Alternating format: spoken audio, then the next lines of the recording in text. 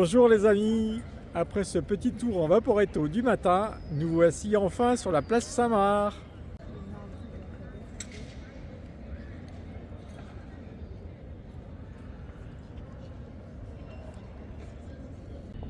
Ces bâtiments sur le côté de la place sont les procuraties, des anciens bâtiments administratifs, les vieilles procuraties côté nord,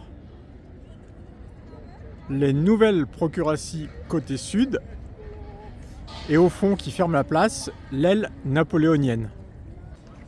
Entre les procuraties et la basilique trône le célèbre campanile. La basilique date du XIe siècle pour abriter les reliques de Saint-Marc. Elle est de style byzantin car à l'époque Venise était rattachée à l'Empire d'Orient, à Constantinople. Ça c'est la queue pour rentrer dans la basilique avec réservation.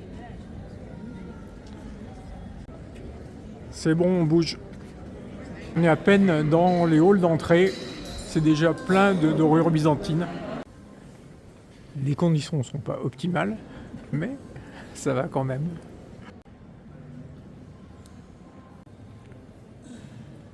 Tout n'est que mosaïque. Mosaïque d'or au plafond, mosaïque de marbre au sol.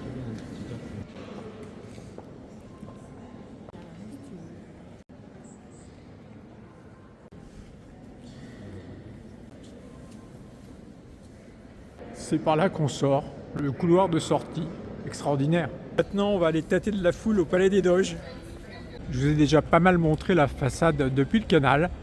Pour moi, ça évoque à la fois la puissance et la finesse de Venise. Ce palais, c'était à la fois la résidence du Doge et le lieu du pouvoir politique.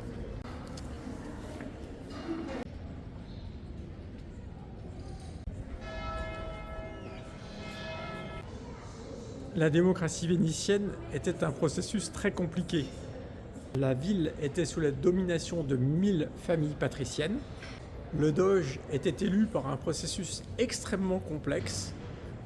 À partir de ces 1000 familles, on tirait des grands électeurs au sort qui eux-mêmes votaient pour élargir le cercle des électeurs, puis on tirait au sort à nouveau pour restreindre, et ainsi pendant 5 fois, pour qu'à la fin, un doge soit élu à perpétuité.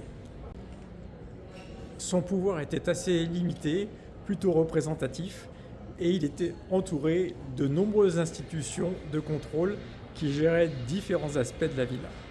On trouve ainsi le Sénat, le Grand Conseil, le Petit Conseil, le Conseil des 10.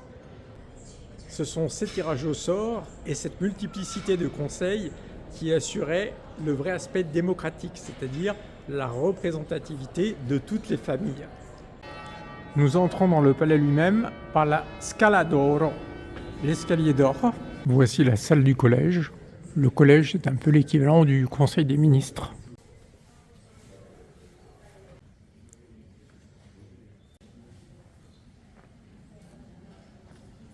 Ici, c'est le Sénat.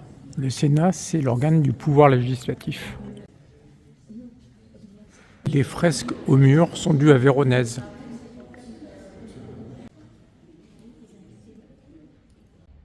Une représentation de sénateurs de la dernière session du Sénat avant la reddition à Napoléon. Ici, la salle du Grand Conseil où se réunissaient tous les représentants des patriciens. Derrière le siège du Doge, le paradis du Tintoret.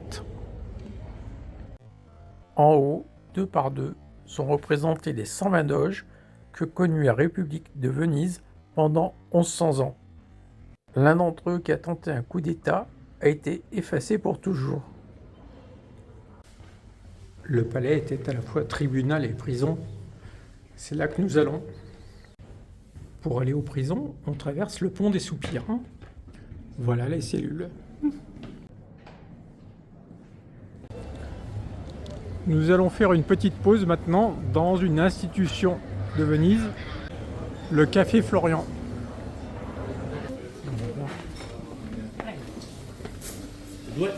Per due. Per due. Ça, c'est le cappuccino classe. Après cette petite pause luxueuse, nous allons visiter le Museo Correr. À l'entrée se trouve un buste de Teodoro Correr, un patricien de Venise, fondateur du musée. Nous sommes dans l'aile napoléonienne des Procuratie. Salle de bal napoléonienne. Au milieu du décor napoléonien, une œuvre moderne de Karen Lamonté en verre. Un globe terrestre de 1680. Un portrait du doge Foscari. 2 sénateurs par Tintoret. Quelques salles représentent la gloire maritime de Venise. On note ici l'encombrement dans les canaux de Venise. Nous entrons dans la bibliothèque où sont conservés de vieux ouvrages et de vieilles cartes. L'Italie, la tête en bas. En haut des peintres du XIVe siècle, on voit l'influence byzantine très marquée. Au XVe siècle, cette influence a à peu près disparu, avec ici un Bellini. Nous sortons de la place Saint-Marc par les petites rues, bourrées de commerces en tout genre. Les chinoiseries, les chaussures italiennes, les lunettes funky, les sacs à main nationalistes, les verreries, les parfums, les masques vénitiens. Tout le monde y trouve son compte, mais pas nous.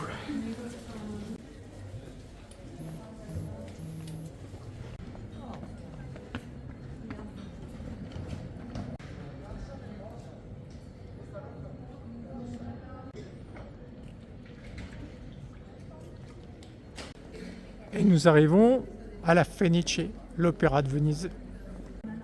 Quand il a été baptisé ainsi, personne ne savait qu'il brûlerait 2 fois et devrait renaître de ses cendres.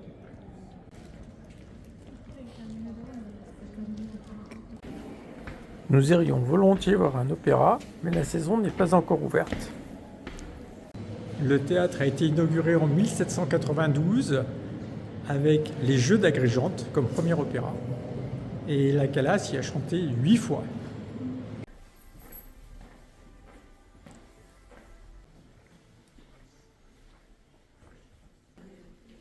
Nous sommes ici dans la loge de Napoléon.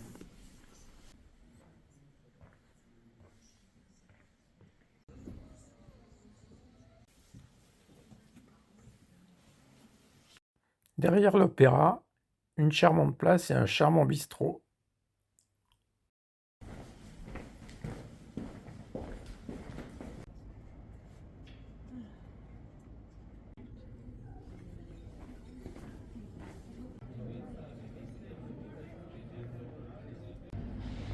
Après ce petit tour dans le centre de Saint-Marc, nous retournons vers le Grand Canal.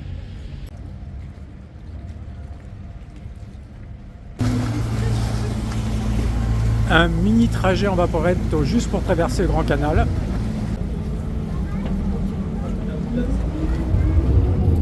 On arrive à Punta della Dogana, devant l'église Santa Maria della Salute. Cette église aussi a été construite après la peste pour remercier la Vierge cette fois.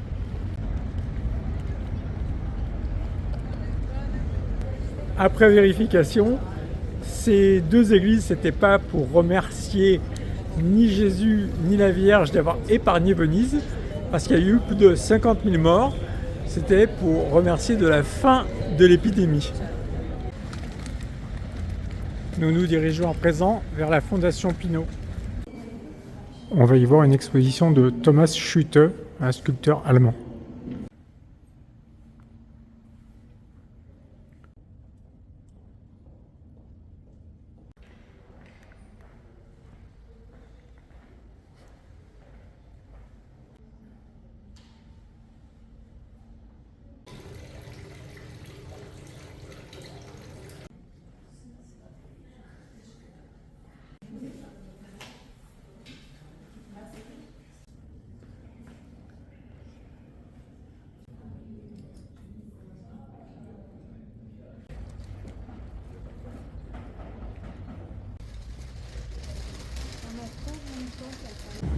Nous avons rejoint les quais du canal de la Giudecca et cheminons vers l'ouest. On s'offre une petite pause ici.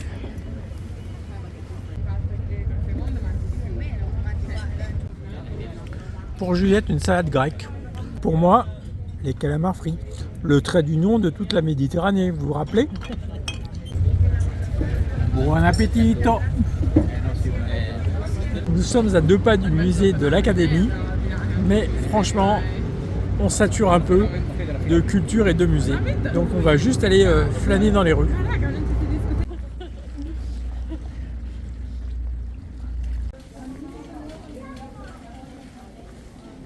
Nous voici au pont de l'Académie. C'est l'un des 3 ponts qui traversent le Grand Canal.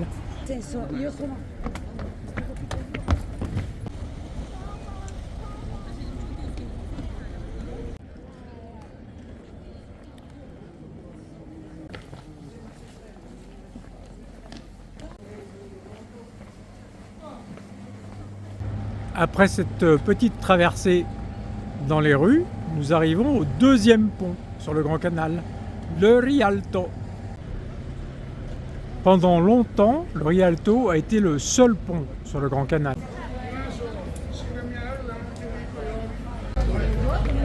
Nous allons le traverser à l'ancienne, comme les vieux Vénitiens.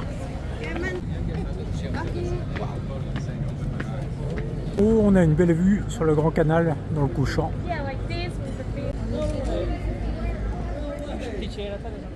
Au bord du Rialto, plein de restaurants à touristes. Après avoir traversé 2 ponts, on est revenu du bon côté pour nous et nous prenons le cap de l'hôtel.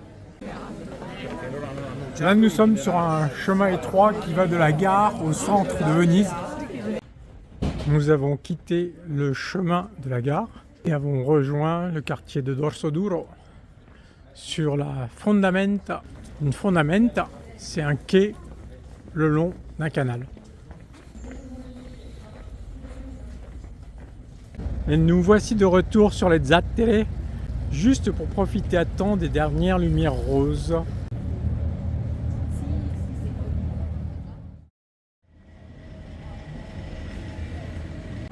Les journées sont belles, mais le soir il y a un petit frais et un peu d'humidité. Ce soir, c'est là qu'on mange.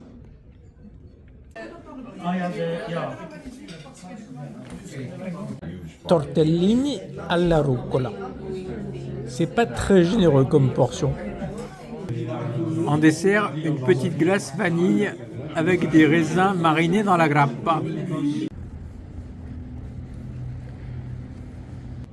Ecco, è tutto per oggi. A domani. Ciao ciao.